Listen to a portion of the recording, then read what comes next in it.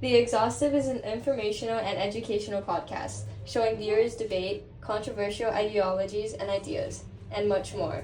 This podcast was created for Mr. Matsui's World History class for juniors. During the 1500s, Catholicism was unarguably the most influential religious institution in Europe.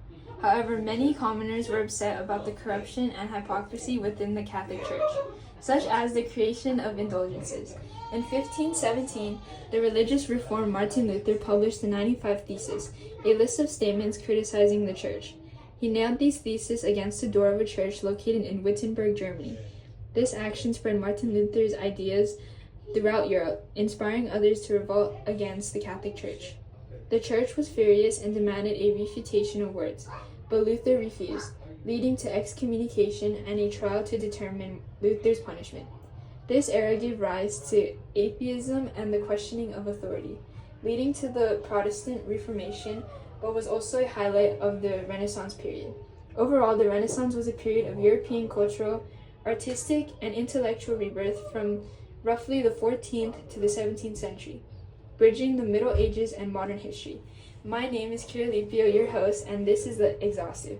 Joining us today, we have Pastor Justin Kim of Silver Hill Protestant Church, St. Kyla Castro of the Vatican, and our guest co-host, Riley Osato. Alright guys, we'll be facilitating this debate with 5 main questions. Please answer them honestly with full sentences. For the first question, Justin, why do you think the Catholic Church reacted so strongly to Martin Luther's ideas? I believe the Catholic Church reacted so strongly to Martin Luther's ideas because the Catholic Church and its representatives knew what they were doing was inherently wrong. The immoral actions, the abuse of the followers, economic statuses, and money that they would give through the indulgences. They knew what they were doing with this money was wrong, and the fact that Martin Luther caught them in that act and exposed them is what made them infuriated. That is not why the church reacted so strongly. The church reacted so strongly because Luther threatened their authority at that time. Unity and traditions were everything. Suddenly, one monk was pushing ideas that spread rapidly due to the printing press.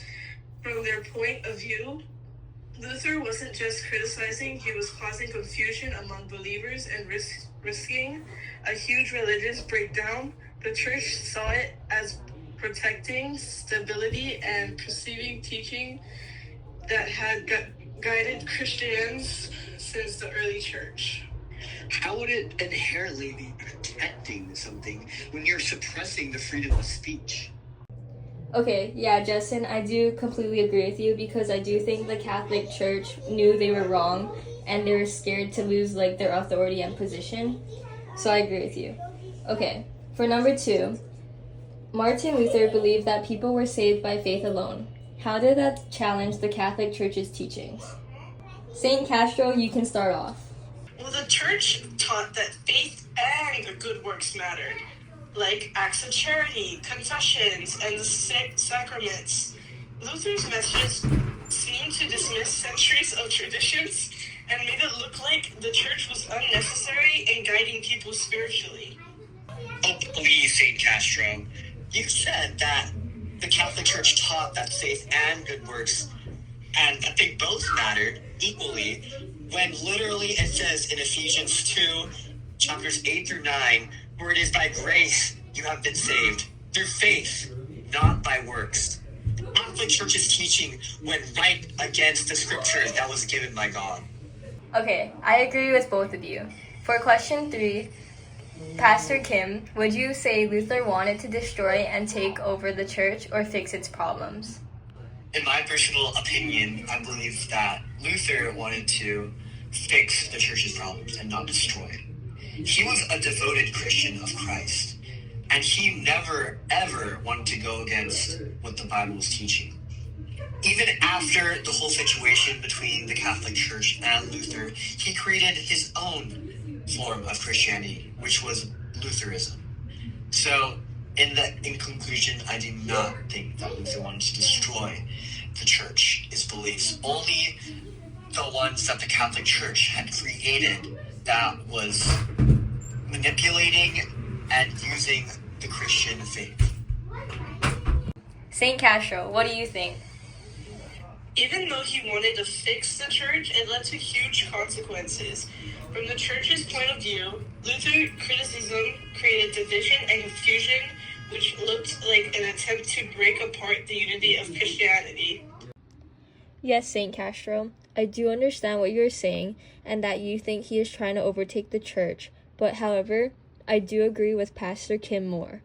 Because I think that Luther's real main intention was to help fix the church and continue to build Christianity.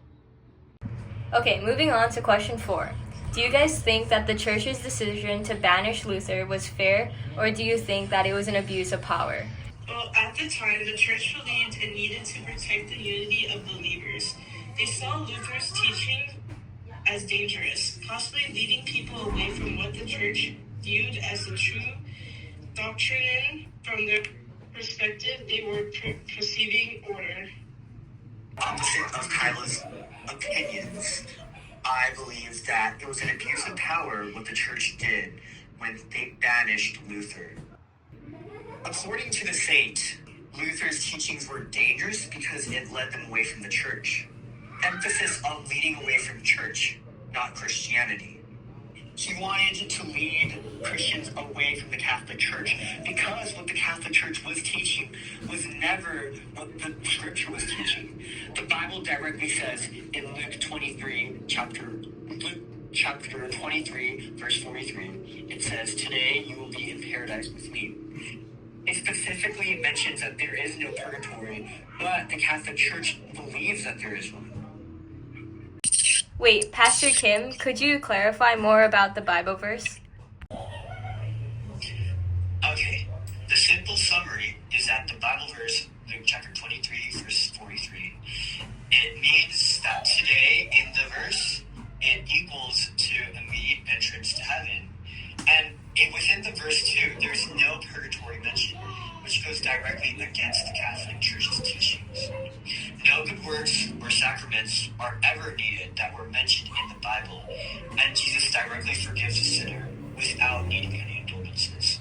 All of these things that I emphasize, that I decipher from the quote, inherently goes against what the Catholic Church taught. Okay, thank you for clarifying, Pastor Kim. Moving on to question 5. Do you think Christianity could stay united if everyone interprets the scripture in their own way? Think of it this way, Riley. In our modern day, there are multiple different types of Christianity. We have Catholicism, Methodist, modern. We have all these different types. And we have these different types because these Christians could not agree on the same thing. We cannot stay united, I believe, when everyone interprets the scripture in their own way, because you're not supposed to interpret it in your own way. There's only one word that means one meaning, not all these meanings that mankind has created in order for their own benefit. Yeah, that sounds good, but it can easily lead to hundreds of opinions and disagreements. The church believed unity comes from one shared interpretation, guided by tradition. Too many interpretations can split the faith into many pieces, which is exactly what ended up happening. Hey guys, we're gonna start wrapping it up now. Thank you so much for sharing your opinions and your in-depth conversation. So, in conclusion, for our Martin Luther versus Catholic Church discussion, we have learned many things. For example, we have talked about how in the early 1500s, the Catholic Church was super powerful, but one person, Martin Luther, starts noticing things that don't sit right with him. Especially the church selling indulgences, which means that people could pay to have their sins forgiven. He then wrote his famous 95 Theses, which listed all the problems he saw in the church, which basically changed everything. However, the church got mad and the Pope kicked him out, and he had to go into hiding for a while. Since his ideas spread fast, the Protestant Reformation began, which created a whole new branch of Christianity and changed religion forever. This is how one man's challenge has sparked a movement that questioned authority, beliefs, and inspired religious freedom. Thanks for tuning into our podcast. Until next time, keep questioning, keep learning, and keep the conversation going. Thank you.